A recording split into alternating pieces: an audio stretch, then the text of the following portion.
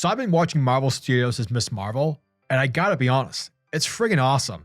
And because of that, it's made me whip out the Marvel Unlimited app. And ever since last Wednesday, after the first episode dropped, I've been cruising through so many MsMarvel comics, and I have no regrets. Now MsMarvel, Kamala Khan, she's only been a character for about 8 years, but she already has a ton of great stories under her belt. So basically, if you want to get to MsMarvel, but you don't know what to read, that's where I come in. I'm going to tell you, the beautiful people, my list of the top 5 MsMarvel stories that y'all should read. Thus, let us begin. Starting off with number 1 is the story arc that started it all. 2014's MsMarvel, issues 1 through 5. The story arc dubbed No Normal. Written by GWillowWilson, the arc is basically the introduction to Kamala Khan. Her character being a 16-year-old Muslim teenager who lives in Jersey City. And she's just, your average typical girl who happens to be a huge fan of superheroes and everything related to Captain Marvel.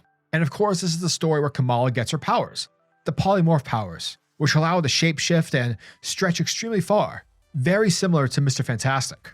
Overall, the story is about Kamala Khan's character, and it's not so much about her fighting crime or beating up bad guys. The story is about who Kamala is. Is she just some watered-down version of Carol Danvers, or is she her own character? Does she have agency? Is she her own MsMarvel? And it's great stuff. It's a simple 5-issue read, and I can guarantee that unless you have a heart that's made of coal, you're going to enjoy the story.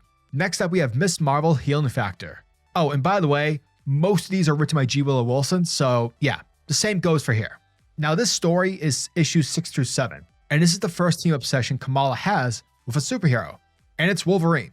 And that's pretty hilarious because here you have this sweet teenager who idolizes superheroes times 3,000, and her first team obsession is Wolverine.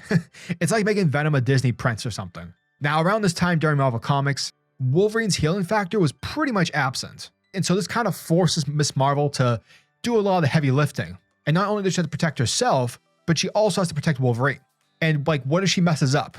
And so you get that thought of pressure, that self-pressure that teenagers like to put on themselves. It's really demonstrated well here. And while it's awesome to watch Wolverine and MsMarvel kick ass and take on a giant alligator, it's really the writing that makes this an instant classic. It's the heart-to-heart camaraderie between these two heroes and the underlying message that Kamala learns. That being, you can't avoid getting hurt. However, you as your character and you as yourself, you can get through it, which is clearly a relatable lesson that every young person has to go through. Next, we have MsMarvel Generation Y, issues 8 through 11. Now, this arc is mostly about Kamala's status as a superhero, sort of on her up-and-coming reputation among the Marvel Universe and among the superhero community. And also, it's where Kamala contends with her first villain, that being the Inventor, who literally looks like a chicken. No, seriously, he actually looks like a chicken. Again, very much like the stories prior, this one's awesome as well. MsMarvel continues to find her own voice within Marvel Comics, and it's in this story we get to learn more about Kamala's powers, her being an actual Inhuman, and the way she gets her powers back in issue 1, which was due to the Terrigen Mist. And unlike the Inhumans, she's actually a character who's quite interesting. Sorry, Inhuman fans, I just can't help myself. Lockjaw? Okay, I'll give you guys that one. So yeah, MsMarvel Generation Y is definitely a must-read. GWillowWilson continues to be a badass writer when it comes to MsMarvel because she does it again, here with this new run, and 2015's MsMarvel Super Famous, issues 1 through 3. Now, this story takes place following Jonathan Hickman's Secret Wars event, which was massive and successful on every level, and it's clearly what the MCU is building towards. But yeah, we're back with the simple and heroic life of Kamala Khan. Except wait, it's not, because a new company called Hope Yards Development and Relocation Association is buying up a ton of property within Jersey City. However, the worst part is that they're using MsMarvel's image without her permission to endorse their business, thereby causing every citizen within Jersey City to turn against her. GWillowWilson again continues to nail the character on who she helped create.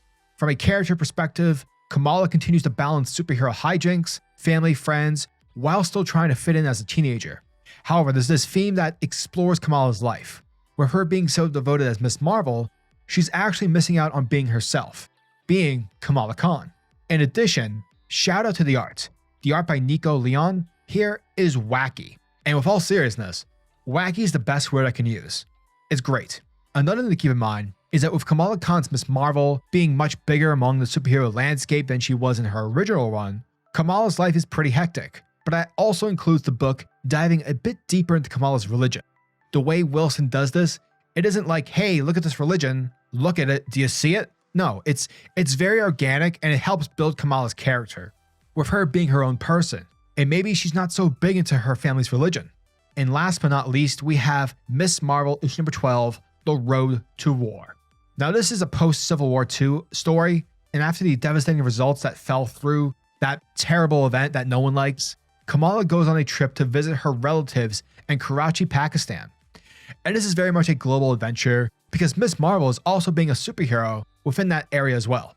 But it's here where she meets a local hero known as Red Dagger. Now what's great about this story is that Kamala is finding herself again, as a person and as MsMarvel.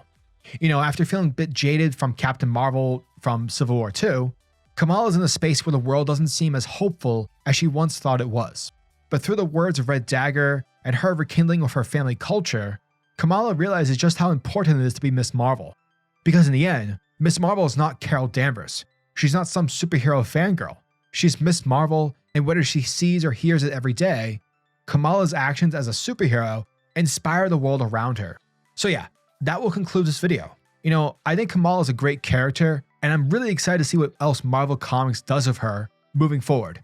I think her stories are pretty dope, and they do showcase a lot of hearts.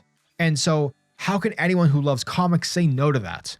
Kamala is essentially the readership. It's every one of us. We were all in the shoes of Kamala Khan at one point, and I think that's what makes her character so relatable and so warming. But yeah, thank you guys for checking out my video, as it truly means the world to me. And as always, I'm your majestic sayer over at SuperCliff, and if you guys are new to the channel, then do me a solid by smashing that like and subscribe button, and also hit the notification bell so that you'll never miss out on an upload, and so that you'll always be kept up to date with your favorite top tier comics happening in the comic book world. Now tell me, what are your thoughts and opinions on Kamala Khan? What's your favorite MsMarvel story, and how are you guys liking the show? Let me know down in the comment section below. And until the next video, peace.